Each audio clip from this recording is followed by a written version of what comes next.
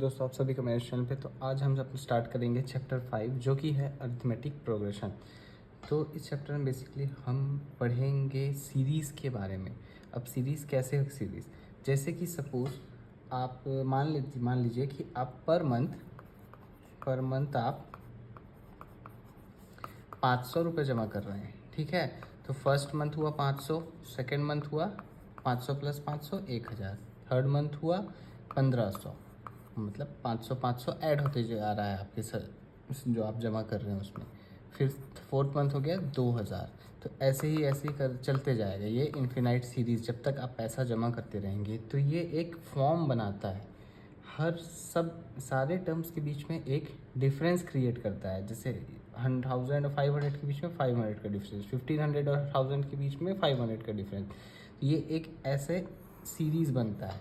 For example हमारे पास सारे जो नेचुरल नंबर्स है 1 2 3 4 5 6 ऐसे डॉट डॉट जहाँ तक भी, ये सारे भी एक सीरीज़ बनाते हैं। आप देखेंगे, नोटिस करेंगे सबके बीच का डिफरेंस 1 है। 2 -1 1, 3 - 2 1, 4 - 3 1, 5 - 4 1, 6 - 5 1।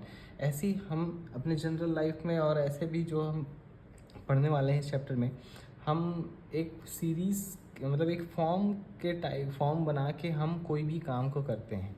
वैसे ही अगर एक एग्जांपल आपको जनरल लाइफ का दूं, एक लैडर हो गया, लैडर मतलब सीढ़ी हो गया। सीढ़ी में इक्वल डिस्टेंस पे ऐसे स्टेयर्स लगे रहते हैं, ठीक है। ऐसे इक्वल डिस्टेंस पे स्टेप्स रहते हैं। तो ये भी एक फॉर्म बनाता है इक्वल डिस्टेंस का। सब में इक्वल डिस्टेंस बढ़ते जा रहा है। मान लेते हैं पहला अगर 1 फीट है, दूसरा हो गया, दूसरे का हाइट हो गया 2 फीट, तीसरे का हाइट 3 फीट, चौथे का 4 फीट, पाँचवें का 5 फीट। ऐसे ये एक सीरीज़ बनाता है। आप एकदम जनरल बताऊं, आपके घर में जो स्टेयर्स हैं आप उसको देखिएगा। पहला स्टेयर्स मान लेते हैं अगर 7 इंचेस का रहता है, जनरल जो स्टेयर्स का साइज रहता है। दूसरा स्टेयर्स आपका रहेगा, दूसरा स्टेयर भी रहेगा 7 इंचेस का, ऐसे दूसरा भी 7 इंचेस रहेगा। पर ये टोटल कितना हो गया 14 इंचेस। ये फिर यहाँ 7 इंचेस बढ़ गया, ये हो गया 21 इंचेस।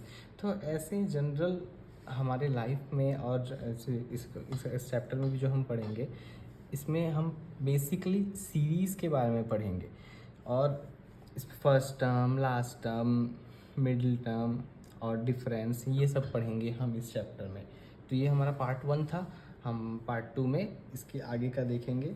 तो आप उम्मीद है आपको ये समझ आया होगा, और मेरे साथ बने रहें। हम इसे हम पार्ट में ऐसे ही पढ़ते जाएंगे। Thank you so much for watching.